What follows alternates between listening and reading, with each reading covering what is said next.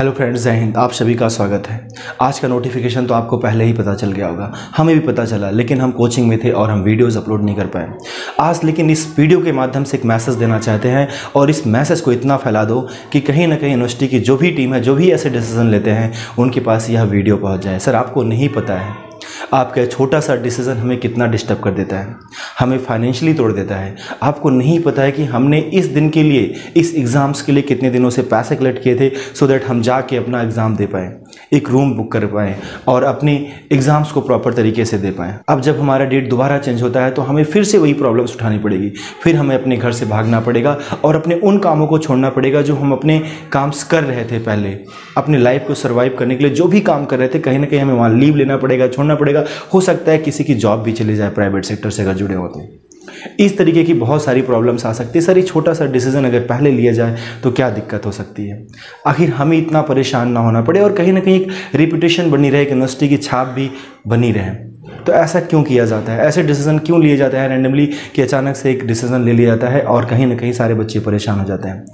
वो बच्चे कितनी मुसीबतों में एग्ज़ाम्स दे रहे हैं हमें पता है। बहुत सारे बच्चों से जुड़े हैं जिनके कॉल्स आते हैं, जिनके मैसेज आते हैं कि सर हम कितनी मुसीबत में अपने पेपर्स दे रहे हैं। कोई कॉलेज में रुका है, कोई कहीं रुका है और वहाँ पर बहुत सारे अभाव के बीच में रह के बच्चे अपने एग्ज़ाम्स की तैयारी कर रहे हैं और वहाँ पर जाके अपने एग्ज़ाम्स दे रहे हैं। और एक छोटा सा नोटिफिकेशन आता है जिसमें बस ये बता दिया जाता है कि आपके एग्ज़ाम्स की डेट टल गई है। तो उन बच्चों के लिए कितनी प्रॉब्लम्स क्रिएट होती होगी।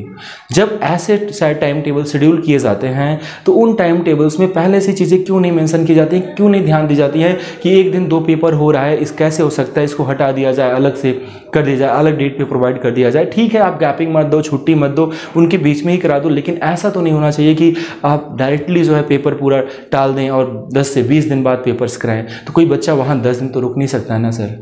कैसे रुकेगा वो बच्चा जिसने काफ़ी दिनों से पैसे कलेक्ट करके जाके अपने एग्ज़ाम्स दे रहा? कैसे रुकेगा वो बच्चा? ज़रा सोचिए सर, एक बार सोचिए आप इस मैसेज को पहुंचाओ, बच्चों सभी के पास पहुंचाओ। सर, इस मैसेज को सोचिए। आप एक विद्यार्थी के जीवन में आके देखिए, इसे महसूस करिए कि अगर आप हमारी जगह होते तो आपको कितनी प्रॉब्लम्स क्रिएट होती। आप क्या सोचते इस बारे में? ये प्रॉब्लम सिर्फ एक बच्चा ही जान सकता है। जिसके साथ प्रॉब्लम्स होती है, दर्द का महसूस सिर्फ वही कर सकता है, बाकी लोग नहीं कर सकते हैं। बाकी लोगों ने तो डिसीजन ले लिया, अब हम झेलें। तो प्यारे बच्चों, आपके अपडेट्स आप सभी को पहले से पता होगा, अब बहुत ज़्यादा कुछ बोलने की ज़रूरत नहीं है, आप सभी को पता है सारी चीज़ें। हम विश्वविद्यालय से विनम्र निवेदन करते हैं कि सर प्लीज़ ऐसे डिसीजन कभी ना लिया जाए जिससे बच्चों के लिए एक मुसीबत बन जाए, बच्चों के लिए प्रॉब्लम्स क्रिएट हो। आगे जब भी डिसीजन ली जाए, कुछ ऐसे डिसीजन ली जाए जो बच्चों के हित में हो। अगर आप पेपर टालते भी हैं तो पेपर का जो शेड्यूल बनाइए, जब आपका पेपर ख़त्म होता है उसके 1-2 दिन बाद कर दीजिए, ताकि उसी टाइम पे बच्चे पेपर दे के अपने घर लौटें। ऐसा नहीं कि 10 दिन की गैपिंग कर दी जाए, एक गलत डिसीजन हो जाता है, एक गलत डेट हो जाती है। हो सकता है कि आपके सामने बहुत सारी प्रॉब्लम्स हो, आपके पास भी, मैं समझ सकता हूँ, लेकिन अगर ये डिसीजन पहले लिए जाएँ तो मे बी इसमें इम्प्रूवमेंट हो सकता है, चीज़ें हो सकती हैं, बेहतर हो सकती हैं, होती भी हैं। तो हमारा बस यही विनम्र निवेदन है आप सभी से, जो भी ऐसे डिसीज़न लेते हैं, इस तरह के डिसीज़न आगे से ना लिया जाए ताकि बच्चे परेशान ना हो। तो सर बस यही निवेदन है और इस मैसेज को बच्चों जितना हो सके फैला दो। अपडेट आप सभी को पता होगा, आपके एग्ज़ाम्स टल चुके हैं। Pedagogy of Hindi, pedagogy of English, pedagogy commerce and home science.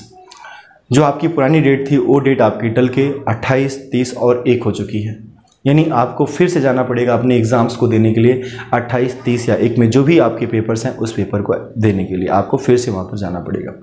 तो प्यारे बच्चों, वीडियोज़ को शेयर करिएगा सो दैट ये वीडियो हर एक लोग के पास पहुँचे और ये मैसेज सभी के पास पहुँचे, ताकि जो भी इसका हिस्सा है, जो भी इनके पार्ट हैं, आगे से डिसीजन लिए जाए तो एक बच्चों के हित में डिसीजन लिए जाए। ऐसे डिसीजन सही नहीं होते हैं। सो थैंक यू बच्चों, मिलते हैं नेक्स्ट वीडियो में, तब तक के लिए आप सभी को जय हिंद।